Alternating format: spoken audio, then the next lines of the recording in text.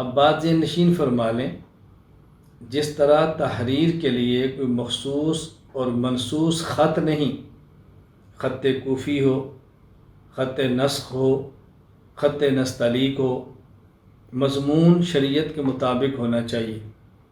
اسی طرح تقریر کبھی لہجہ نرم، کبھی لہجہ گرم، کبھی اونچی آواز سے، کبھی آہستہ، لیکن مضمون شریعت کے مطابق ہونا چاہیے۔ یہ بات میں اس لیے سمجھا رہا ہوں کہ بسا اوقات بعض نرم لہجے کو پسند کریں تو گرم لہجے پر اعتراض ہوتا ہے، بعض گرم لہجے کو پسند کرے تو نرم لہجے پر اعتراض ہوتا ہے۔ نرم اور گرم لہجہ یہ موقع کے مناسب ہے۔ اصل یہ ہے کہ مضمون شریعت کے مطابق ہونا چاہیے، مضمون شریعت کے خلاف ہرگز نہیں ہونا چاہیے۔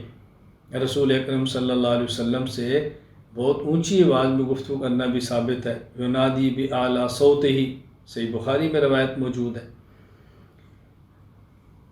تقریر، تحریر، اسی طرح مناظرہ، تو یہ شریعت کے اور نبوت کے کام اور 4 طریقے ہیں۔